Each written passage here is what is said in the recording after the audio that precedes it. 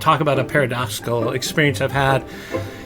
And, it's interesting when you get good at communicating, you're going to find that a lot of your peers may not be as good. So the interesting thing about really building that relationship with your stakeholders is over time, you're going to end up building a trusting relationship. They're going to entrust you implicitly. Your life will become easier. They'll just trust that you're going to get the work done. And if you need something, it's justified, right? So these are all good things. Ironically, when you start to manage larger initiatives, which have larger budgets, you're going to have different executive stakeholders and different things. And what I found really fascinating as I progress through my career is when you get to the point you're good at this communication and you're good at picking the information out to escalate up to the executive leadership so that they can either be aware of something or interact. The irony of it is they're going to be able to interact with the information you provided. So it's this weird thing that typically when information goes up on a program or project, it's such nonsense and gobbledygook that's thrown on a slide that's a templated slide and it says status yellow, something's not going right. It doesn't, like, people, the executives can't do anything with it. They're like, tell me what you need.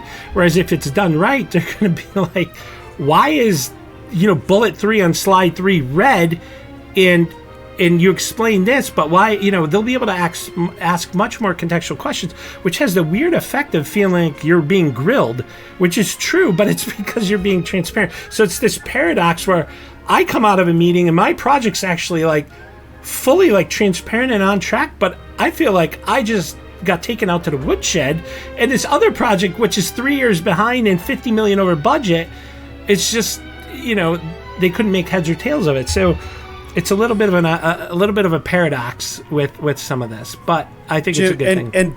And Jim, I will say in defense of that, because I could see people then saying, well, great, what I heard Jim just tell me is that I just need to obscure my updates in terrible, awful technical language or poorly authored risks and issues, and people won't understand it, they won't ask questions, and great, I'm off. The fact is that Jim's right in that you definitely, because if you're very effective at communicating and transparent, you are going to be more frequently the focus of attention, the star of the show at updates where you get peppered with questions. Now usually being I know experienced the way Jim is as well, he's not going in there saying, hey, I have all these problems. He's also saying, here's the solutions that we're using to mitigate.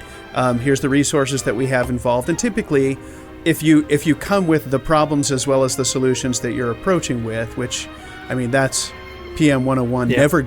Never go in with a problem that you don't already have a plan for.